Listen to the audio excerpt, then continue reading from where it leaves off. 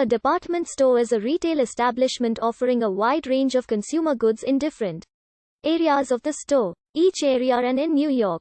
Today, departments often include the following: clothing, furniture, home appliances, toys, cosmetics, houseware, gardening, toiletries, sporting goods, do-it-yourself, paint, and hardware. Additionally, other lines of products such as food, books, jewelry, electronics, stationery, photographic equipment, baby products, and products for pets are sometimes included.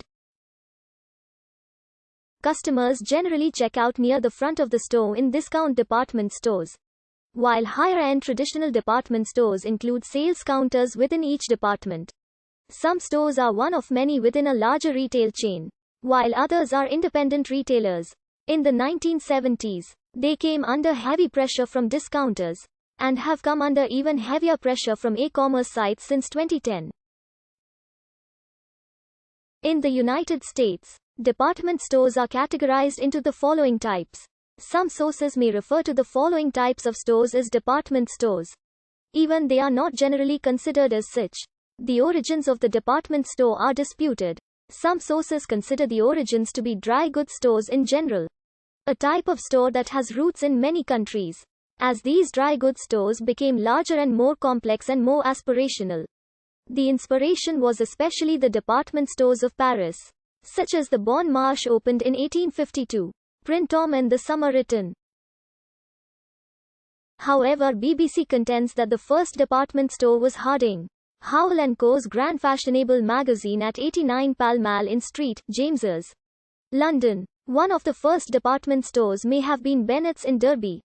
First established as an ironmonger in 1734, it still stands to this day, trading in the same building.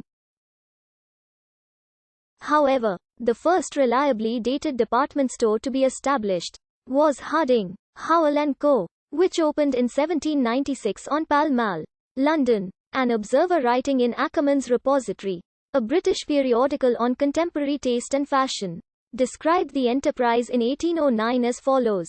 The house is 150 feet in length from front to back, and of proportionate width. It is fitted up with great taste, and is divided by glazed partitions into 4 departments, for the various branches of the extensive business, which is there carried on. Immediately at the entrance is the first department, which is exclusively appropriated to the sale of furs and fans.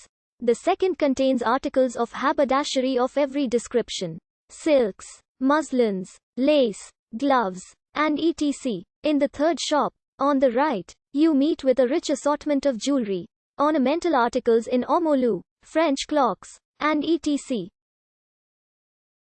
And on the left, with all the different kinds of perfumery necessary for the toilette. The fourth is set apart for millinery and dresses, so that there is no article of female attire or decoration, but what may be here procured in the first style of elegance and fashion. This concern has been conducted for the last 12 years by the present proprietors, who have spared neither trouble nor expense to ensure the establishment of a superiority over every other in Europe, and to render it perfectly unique in its kind. This venture is described as having all of the basic characteristics of the department store. It was a public retail establishment offering a wide range of consumer goods in different departments. This pioneering shop was closed down in 1820 when the business partnership was dissolved. All the major British cities had flourishing department stores by the mid or late 19th century. Increasingly, women became the main customers. Kendall's in Manchester lays claim to being one of the first department stores and is still known to many of its customers as Kendall's, despite its 2005 name change to House of Fraser. The Manchester institution dates back to 1836 but had been trading as Watts Bazaar since 1796.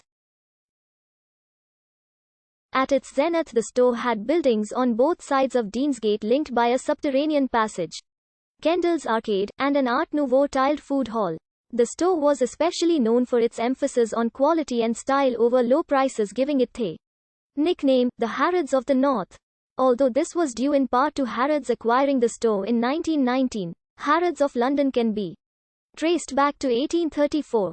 though the current store was built between 1894 and 1905. Liberty & Co. gained popularity in the 1870s for selling Oriental goods.